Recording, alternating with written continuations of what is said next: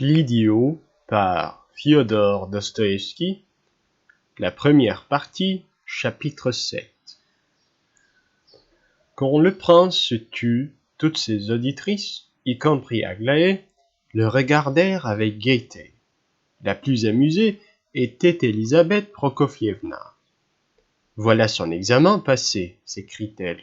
Ah, mesdemoiselles, vous vous figuriez que vous alliez le chaperonner comme un pauvre diable, et lui, il daigne à peine vous agréer, et il ne vous assure de ses visites qu'à la condition qu'elles soient espacées. Nous voilà tous ridiculisés, à commencer par Ivan Fidorovitch, et j'en suis enchanté. Bravo, prince.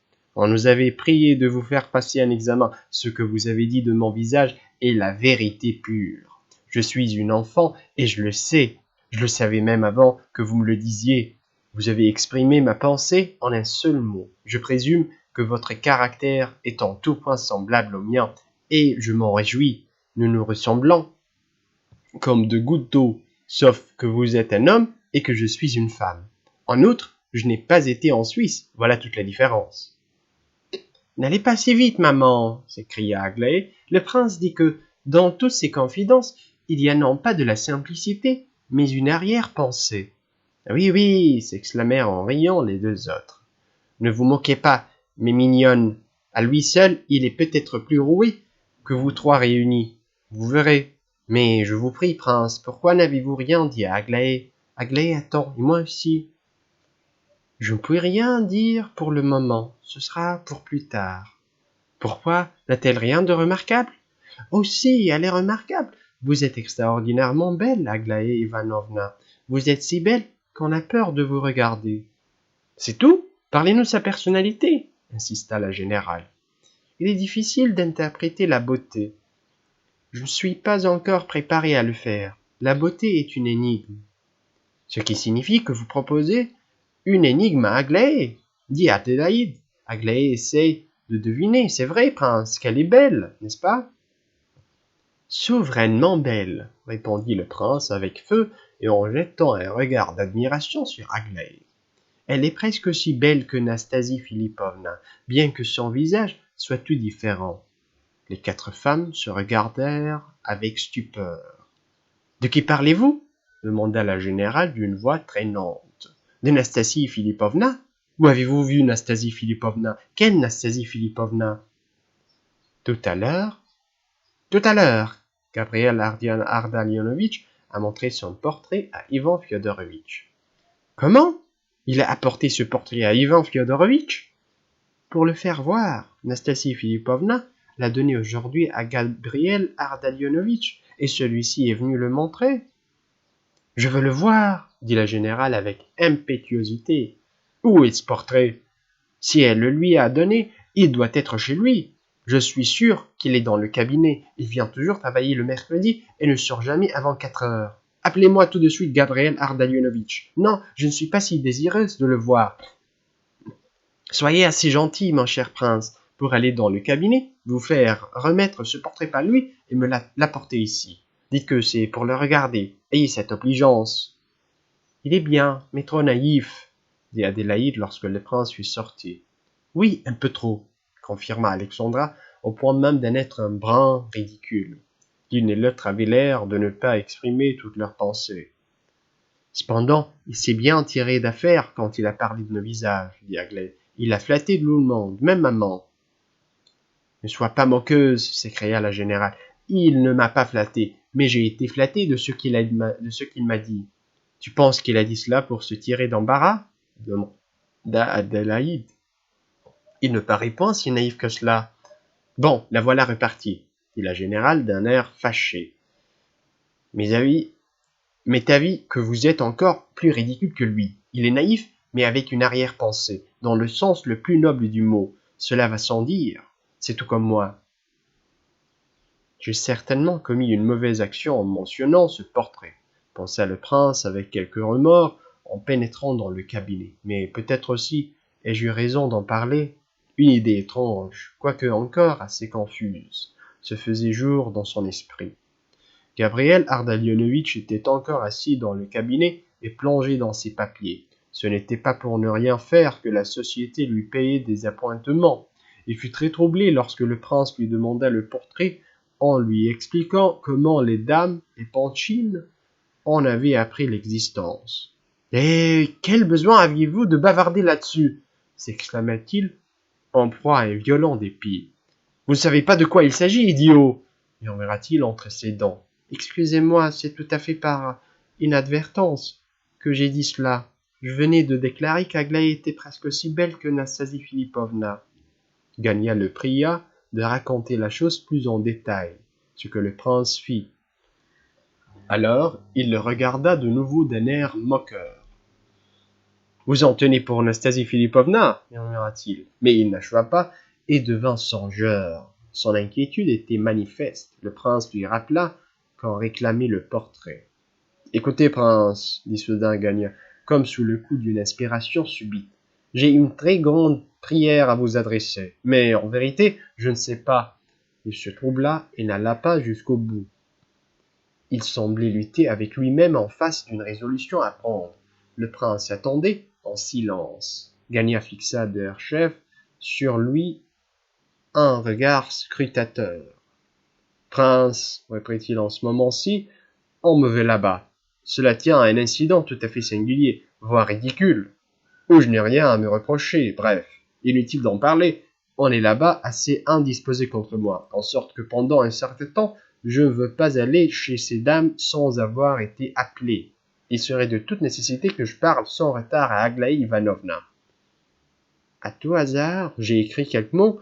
Il avait dans les mains un petit billet plié, et je ne sais comment les lui faire parvenir. Ne pourriez-vous pas, prince, remettre tout de suite ce billet à Aglaé Ivanovna, mais en main propre, c'est-à-dire de façon que personne ne s'en aperçoive, vous comprenez?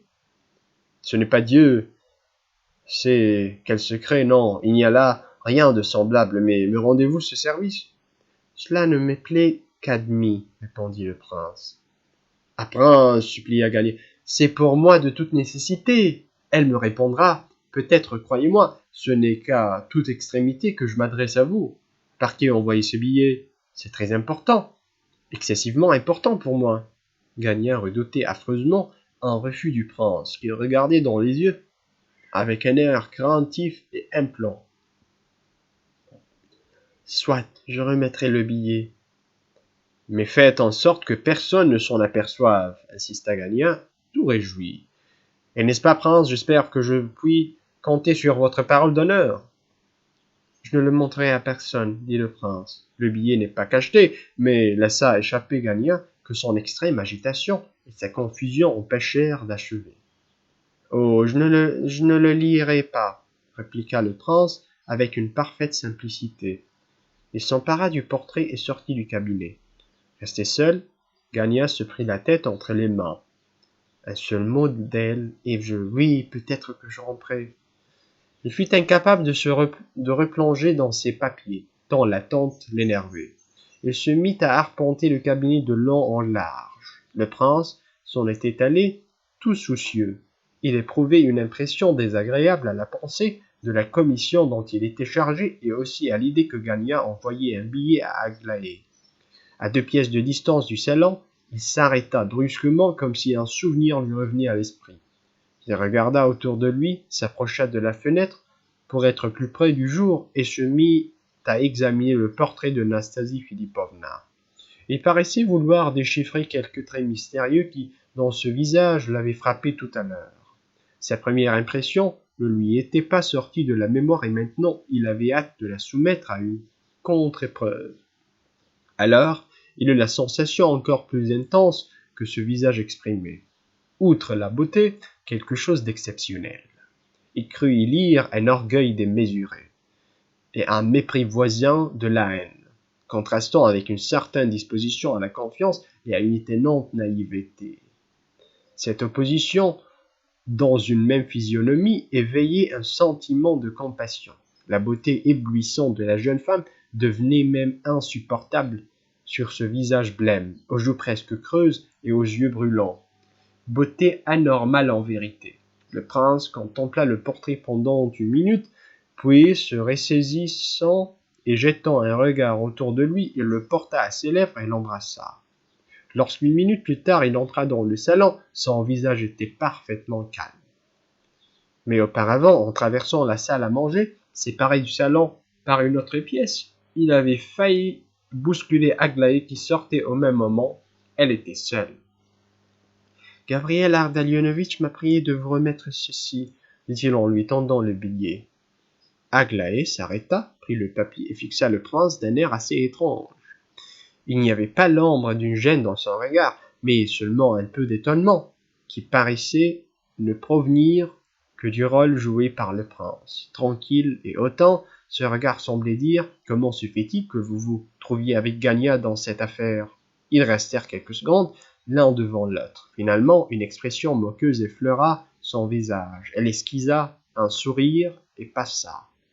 La générale examina en silence pendant un certain temps le portrait de Nastasie Philippovna. Avec une moue de dédain, elle affectait de la tenir à distance de ses yeux. « Oui, fit-elle enfin, c'est une belle femme, très belle même. Je l'ai aperçue 2 fois, mais seulement de loin. Alors, c'est le genre de beauté que vous prisez ?»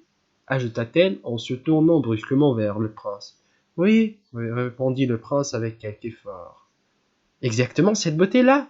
Exactement. Pourquoi ?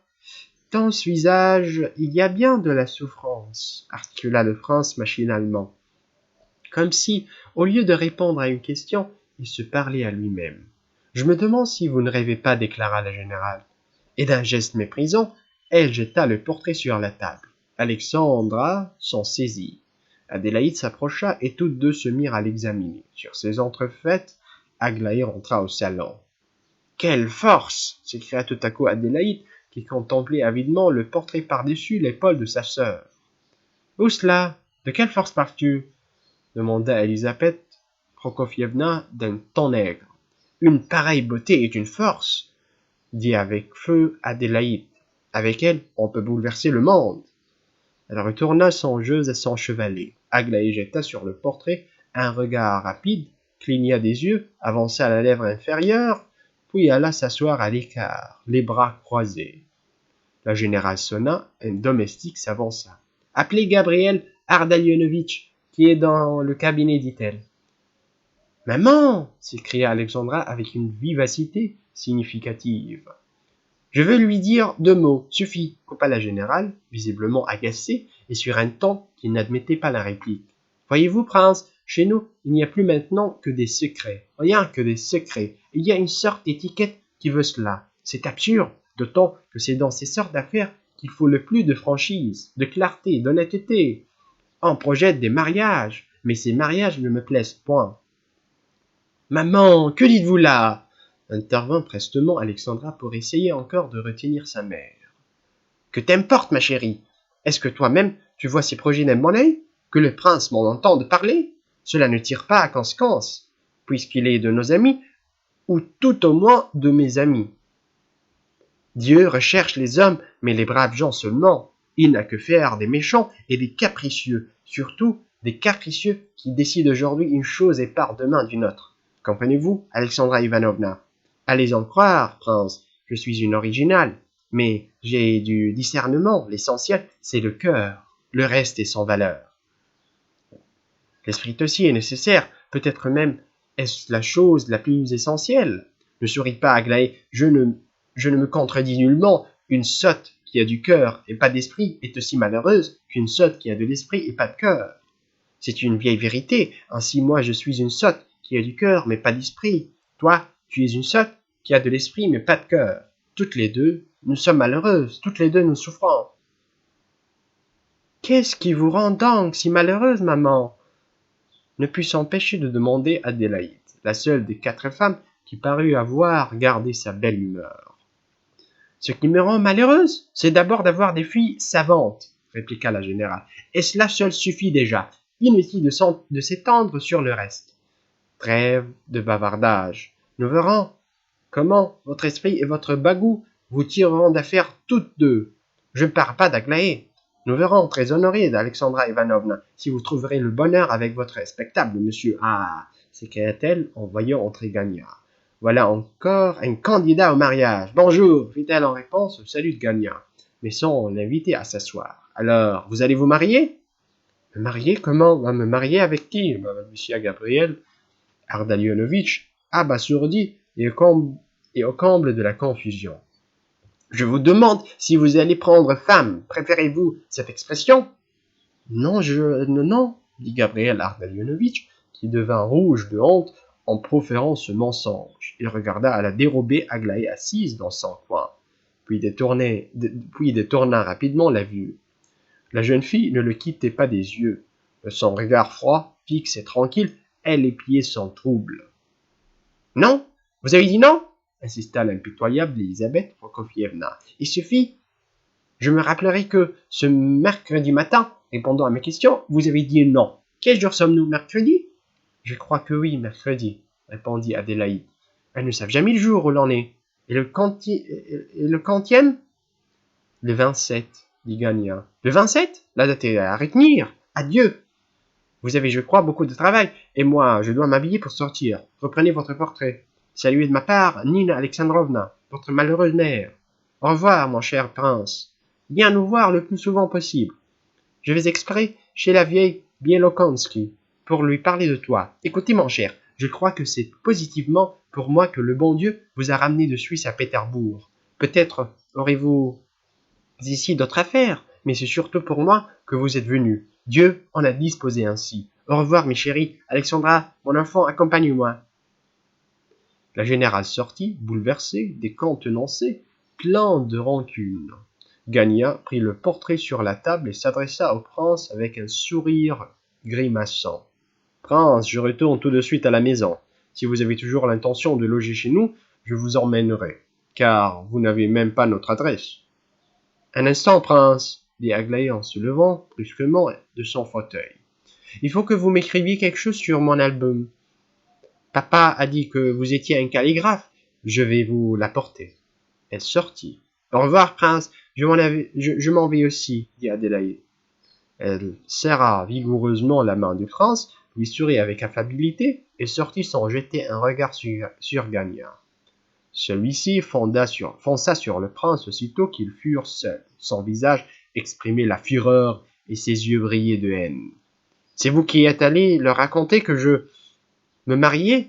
marmonna-t-il à demi-voix en grinçant les dents. « Vous êtes un fieffé bavard !»« Je vous assure que vous vous trompez, » répliqua le prince sur un ton calme et poli. « Je ne savais même pas que vous alliez vous marier. »« Vous avez entendu tout à l'heure Ivan Fyodorovitch dire que tout se déciderait ce soir chez Nastasie Philippovna, et vous l'avez répété. Vous mentez. D'où ces dames auraient-elles pu l'apprendre? Oui, en dehors de vous, auraient pu le leur annoncer. Le diable vous emporte. Est-ce que la vieille n'a pas fait une allusion directe à son mariage, à mon mariage? Si vous avez vu une allusion dans ces paroles, vous devez avoir mieux que moi qui l'a renseigné. Pour moi, je n'ai pas soufflé mot. Avez-vous remis le billet? Y a-t-il une réponse? Interrompit Gagna, brûlant d'impatience. Mais à ce moment, Aglaé rentra sans laisser au prince le temps de répondre. Tenez, prince, dit la jeune fille en posant son album sur le guéridon. Choisissez une page et écrivez-moi quelque chose. Voici une plume, elle est toute neuve. Cela ne vous fait rien que ce soit une plume d'acier. J'ai entendu dire que les calligraphes ne s'en servaient pas. En causant avec le prince, Aglaé paraissait ne pas remarquer la présence de Gagna. Mais tandis que le premier ajustait la plume, cherchait une page et se disposait à écrire, le secrétaire s'approcha de la cheminée devant laquelle se tenait Aglaé. À la droite du prince, et d'une voix tremblante, entrecoupée, il lui dit presque à l'oreille « un seul mot de vous et je suis sauvé. » Le prince fit un brusque demi-tour et les regarda tous deux. Le visage de Gagna exprimait un véritable désespoir.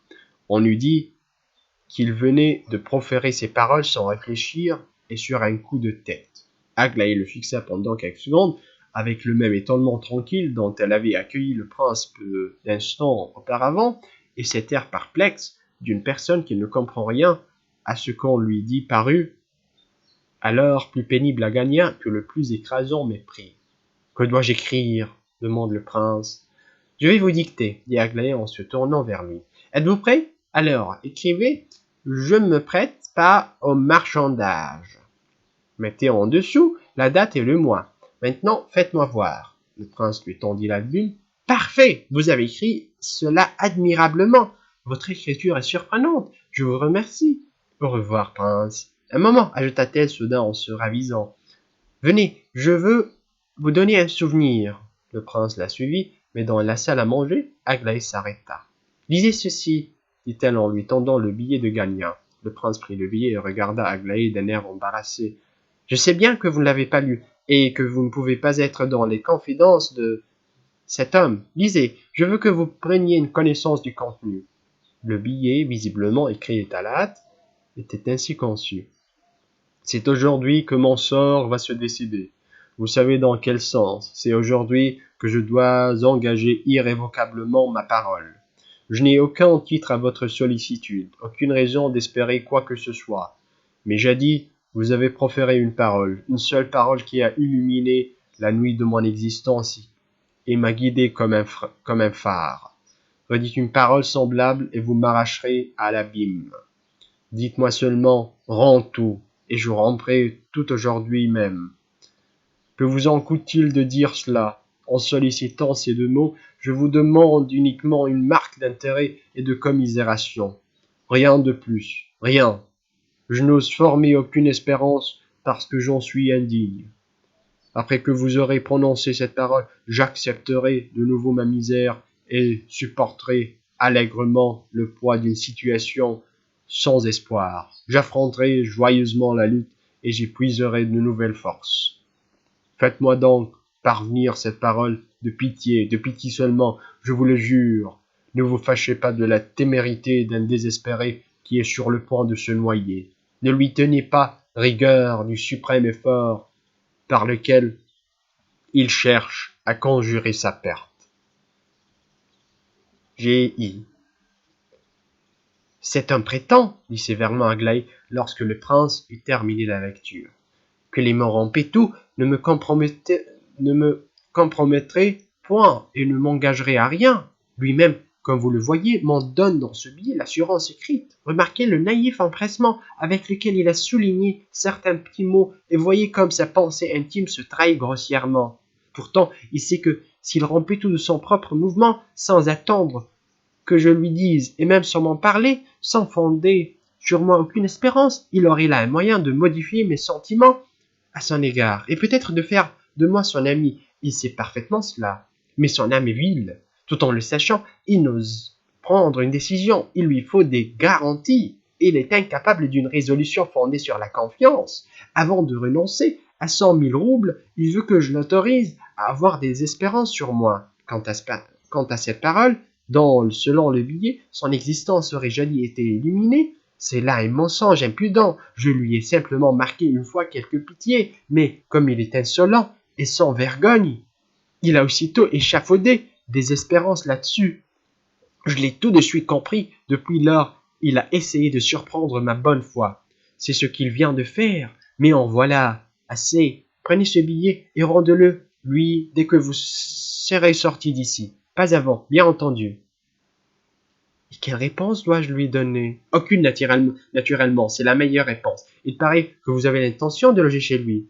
C'est Ivan Fyodorovitch lui-même qui m'a recommandé de le faire, dit le prince. Prenez garde à lui, je vous avertis, il ne vous pardonnera pas une fois que vous lui aurez rendu le billet. Aglaé serra légèrement la main du prince et sortit. Sa figure était sérieuse et renfrangée. Elle ne pas même un sourire qui lui faisant de la tête un signe d'adieu. Je vous suis, je vais seulement prendre mon petit paquet, dit le prince à Gagnon. Nous sortirons ensemble. Le secrétaire frappa du pied avec impatience, son visage était sombre de rage. Ils sortirent enfin, le prince tenant son petit paquet à la main. La réponse? Où est la réponse? Lui jeta Gagnon d'un ton agressif. Que vous a-t-elle dit? Lui avez-vous remis ma lettre? Sans proférer une parole, le prince lui rendit son billet. Gagnon resta stupéfait. Comment? Mon billet? S'exclama-t-il. Il ne l'a même pas remis? Oh, j'aurais dû m'en douter, le maudit. Il est évident qu'elle n'a rien dû comprendre à la scène de tout à l'heure. Mais comment? Comment donc avez-vous pu ne pas remettre cette lettre? Ah mon! Permettez, c'est tout le contraire. J'ai réussi à lui passer votre billet aussitôt après que vous me l'avez remis et de la manière que vous aviez prescrite. S'il est Derchef entre mes mains, c'est qu'Aglaé Ivanovna vient de me le rendre. Quand? À quel moment? Dès que j'eus terminé d'écrire sur son album. Elle m'a prié de l'accompagner. Vous l'avez entendu? Nous sommes passés dans la salle à manger. Elle m'a remis ce billet, me l'a fait lire, puis m'a ordonné de vous le rendre. Elle vous l'a fait lire? Dirent la gagne. Elle vous l'a fait lire et vous l'avez lu? Il s'arrêta de nouveau, frappé de stupeur, et il resta, bouche bée, planté au milieu du trottoir. Oui, je l'ai lu il y a un instant. Et c'est elle qui vous l'a donné à lire, elle-même? Elle-même. Vous pouvez croire que je ne l'aurais pas lu si elle ne l'avait exigé? Gagna se tut un moment, fit un pénible effort pour se ressaisir et s'écria soudain. Ce n'est pas possible. Elle n'a pas pu vous ordonner de lire ma lettre. Vous mentez. Vous l'avez lu de vous-même.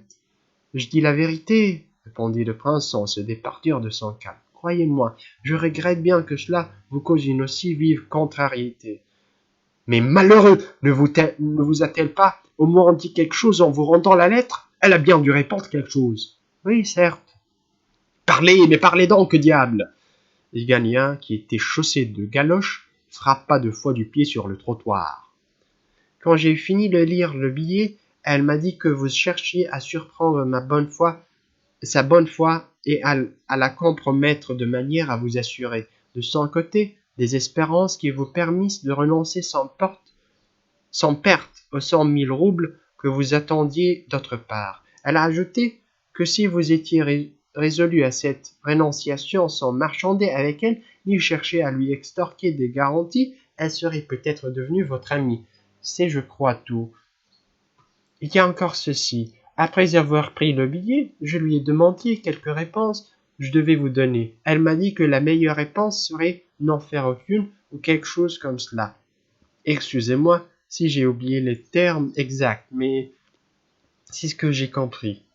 Une fureur sans borne s'empara de Gagna et le mit hors de lui. Ah, c'est comme cela que l'on jette mes billets par la fenêtre. Ah, elle se refuse à un marchandage, ce qui veut dire que moi, j'en fais un. Nous verrons. Je n'ai pas dit mon dernier mot. Nous verrons. Elle aura de mes nouvelles. Il était crispé, blême, écumant. Il menaçait du poing. Il fit dans cet état quelques pas avec le prince. La présence de celui-ci ne lui causait aucune gêne. Le comptant pour rien, il se tenait comme s'il eût été seul dans sa chambre. Tout à coup, une réflexion lui vint à l'esprit et le fit se ressaisir. « Comment, dit-il à brûle-pourpoint au prince, comment vous y êtes-vous pris, idiot comme vous l'êtes, ajouta-t-il mentalement, pour devenir l'objet d'une pareille confiance 2 heures seulement après avoir fait connaissance. Expliquez-moi cela. » Parmi tous les tourments qui l'accablaient, la jalousie avait été jusque-là absente, et c'était elle qui venait de le mordre au cœur. « C'est ce que je ne saurais vous expliquer, répondit le prince. Gagna le regarda haineusement. « N'était-ce pas une marque de confiance que de vous faire venir dans la salle à manger? N'a-t-elle pas dit qu'elle voulait vous donner quelque chose? » Je ne puis en effet comprendre autrement ce qu'elle m'a dit. Mais le diable m'emporte. Pourquoi cette confiance? Qu'est-ce que vous avez fait pour cela? Par quoi avez-vous plu? Écoutez, fit-il avec la plus vive surexcitation. Il se sentait à ce moment une telle dispersion et un tel désordre dans l'esprit qu'il n'arrivait pas à rassembler ses idées. Écoutez, ne pouvez-vous pas vous remémorer un peu ce que vous leur avez dit et me le répéter depuis le début dans le même ordre et les mêmes termes? N'avez-vous rien remarqué? Ne vous rappelez-vous rien? Rien ne m'est plus facile, répliqua le prince. Au début, après mon entrée et ma présentation, nous ayons parlé de la Suisse. Au diable la Suisse, passez! Ensuite, de la peine de mort. De la peine de mort? Oui, cela est venu incidemment. Je leur ai raconté comment j'ai vécu là-bas durant 3 années et j'ai relaté l'histoire d'une pauvre paysanne. Au diable, la pauvre paysanne après, s'exclama Gagna avec impatience. Je leur ai rapporté ensuite l'opinion de Schneider sur mon caractère et comment il m'a poussé à que Schneider aille se faire prendre. Que Schneider aille se faire pendre. Je me fiche de son opinion après. Après, j'ai été amené par la conversation à parler de visage, ou plutôt de leur expression, et j'ai dit qu'Aglaé Ivanovna était presque aussi belle que Nastasie Philippovna. C'est alors que m'a échappé l'allusion au portrait. Mais vous n'avez pas répété ce que vous avez entendu tout à l'heure dans le cabinet? Vous ne l'avez pas répété, n'est-ce pas? Non, non. Je vous assure encore une fois que je ne l'ai pas répété. Mais alors, d'où diable? Ah, est-ce qu'Aglaé n'aurait pas montré le billet à la vieille?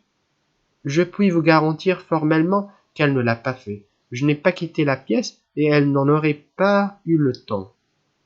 Oui, mais il se peut que quelque chose vous soit passé inaperçu. Oh, maudit idiot, s'exclama-t-il hors de lui. Il ne sait même pas raconter ce qu'il a vu. Comme il est courant chez certaines gens, Gagnon, ayant commencé à se montrer grossier et n'ayant pas été remis à sa place, perdait peu à peu toute retenue. Encore un peu et il aurait peut-être craché au visage du prince, tant il enrageait, mais sa fureur même l'aveuglait. Sans quoi il eût remarqué depuis longtemps que celui qu'il traitait d'idiot saisissait parfois les choses avec autant de vivacité que de finesse et les rendait d'une manière très adéquate. À ce moment, une surprise se produisit. « Je dois vous faire observer, Gabriel Ardalionovitch, dit brusquement le prince, qu'il est de fait que la maladie m'a autrefois éprouvé au point de me rendre presque idiot. Mais je suis maintenant guéri, et depuis longtemps aussi m'est-il assez désagréable de m'entendre traiter ouvertement d'idiot. Bien que vos déconvenus puissent vous servir d'excuse, vous vous êtes emporté au point de m'insulter à 2 reprises. Cela me déplaît tout à fait, surtout quand la chose se produit, comme c'est le cas. À la première rencontre, nous voici à présent devant un carrefour. Le mieux est que nous nous séparions. Vous prendrez à droite pour rentrer chez vous et moi j'irai à gauche. J'ai 25 roubles en poche, je trouverai aisément à me loger dans un hôtel garni.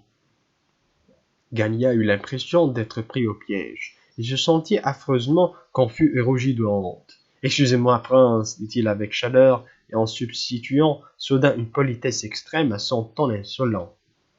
Pour l'amour de Dieu, excusez-moi, vous voyez quelle est ma détresse. Vous ne savez encore presque rien. Si vous saviez tout, vous auriez à n'en pas douter un peu d'indulgence pour moi, bien que certainement je n'en mérite guère. » « Oh, vous n'avez pas besoin de me faire tant d'excuses, répliqua vivement le prince. Je comprends en effet votre grande contrariété.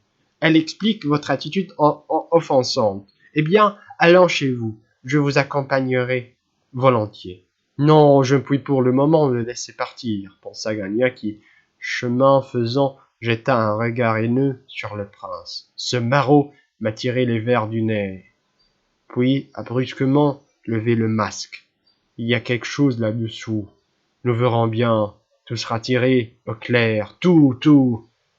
Et pas plus tard qu'aujourd'hui. Ils arrivèrent bientôt à la maison.